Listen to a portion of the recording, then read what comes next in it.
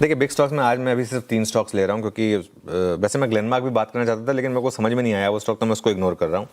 पहला मैं लूँगा बीपीसीएल। बीपीसीएल को मैं ग्रीन में लेके चल रहा हूँ। क्रूड देखिए 5 साल के लो पर आया है। कल 3 दिनों से हमने ओएमसीज पर पॉजिटिव व्यू लिया है और तीनों दिनों बीपीसीएल डे हाई पर बंद हुआ है। परसों भी डे हाई पर बंद हुआ था, कल भी डे हाई पर बंद हुआ था, पहले भी डे हाई पर बंद हुआ था। कल भी अगर आप देखें, इसका 1 हफ्ते का चार्ट रखिएगा जरा, कल भी इंट्राडे लो से, और जब हमने बात की थी कि उस परसों से पहले दिन का जो लो था वो एक स्टॉप लॉस के साथ एक शायद नई ट्रेड की शुरुआत हुई है। अब कल सुबह इंट्राडे में 2 घंटे के लिए स्टॉक नहीं चला तो कुछ लोगों को कहने का मौका मिल गया, वो अलग बात है, लेकिन कल भी इंट्राडे लो से शानदार घुमा ये स्टॉक और डे हाई पर बंद हुआ है। ध्यान रखिएगा, कल भी डे हाई पर बंद हुआ है। आज भी अभी भी मेरा मानना यह है कि ओएमसीज अभी भी यहाँ पर पॉजिटिव भी है। उसके उलट ओएनजीसी नेगेटिव है क्योंकि क्रूड का गिरना यहाँ पर आपके लिए नेगेटिव है। सस्ते क्रूड से ऑयल प्रोड्यूसर कंपनीज जो हैं उनके लिए नुकसान है, और अब तो हम उन लेवल पर हैं जहाँ पर ओएनजीसी फ्रेश कैपेक्स नहीं कर पाएगी अगर ये इस लेवल पर रहा क्रूड, क्योंकि हर $1 क्रूड गिरने से ओएनजीसी के प्रॉफिट में 200 से 250 करोड़ का एक इम्पैक्ट आता है। ओएनजीसी के साथ दिक्कत क्या आती है ना, ओएनजीसी एक क्रूड की एक लेवल होता है 65 से 75 के बीच में रहे तो वो ओएनजीसी के लिए बेस्ट होता है, क्योंकि अगर उसके ऊपर निकलता है 75 के तो विंडफॉल टैक्स आ जाता है। आपको याद होगा पिछली बार आया था ना, विंडफॉल गेन टैक्स आ गया था। यहाँ पर मुझे ना यही एक कारण है, मुझे लगता है कि कोई ओएनजीसी जैसी कंपनी बेचारी क्या करे, उसको तो होप करनी होगी कि क्रूड एक पर्टिकुलर लेवल में रहे, क्योंकि उसके नीचे गया तो उसका कोई सहारा नहीं, उसके ऊपर गया तो सरकार आ जाएगी आपसे लेने के, भाई आपने विंडफॉल बना लिया, मुझे दो उसका पैसा।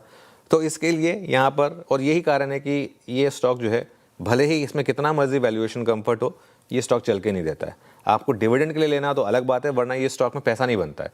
कितने साल हो गए जब से इसका आईपीओ आया है, उससे एक समय पर ब्लॉकबस्टर आईपीओ था ओएनजीसी का, देश का सबसे बड़ा आईपीओ था, बहुत इसकी उस समय पर चर्चा हुई थी, लेकिन शून्य बटा सन्नाटा रिटर्न है, और ये हमेशा रहेगा ओएनजीसी केस में, अनलेस कभी गवर्नमेंट आके अपनी पॉलिसी चेंज करे, तब तक पैसा नहीं बनेगा आपका ओएनजीसी में, मान के चलिए इस बात को।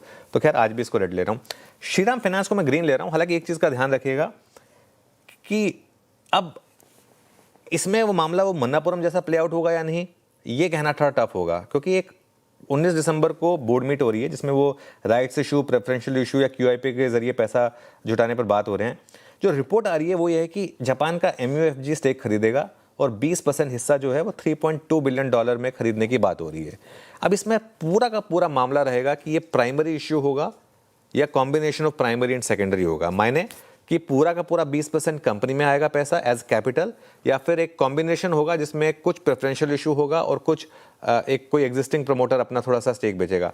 वो नहीं होना चाहिए। अगर पूरा का पूरा 20% फ्रेश प्राइमरी इशू है तो यहाँ पर मुझे लग रहा है कि बड़ी अपग्रेड हो सकती है फिर स्टॉक में। स्टॉक चला है ये, लेकिन ध्यान रखिएगा काफ़ी स्टॉक ये ऑलरेडी चल चुका है, 6 महीने में करीब 27% चल चुका है ये स्टॉक, लेकिन अभी भी ये वो लाइन प्ले कर दीजिए प्लीज़, जैसे या स्टॉक दिखा दीजिए, 6 महीने का मुंह दिखा दीजिए एक बार, क्योंकि वो थोड़ा सा रिस्क फैक्टर्स रखना वो भी ज़रूरी होता है। 27% के करीब चल चुका है, लेकिन अभी भी ये स्टॉक महंगा नहीं है। प्राइस टू बुक के हिसाब से अभी भी 2.2 ये 4.1 टाइम्स चोला की book value, price to earnings है इसकी अभी भी 2.2x है, और एक अच्छी कंपनी अभी भी आपको रीजनेबल वैल्यूएशन पर मिल रही है।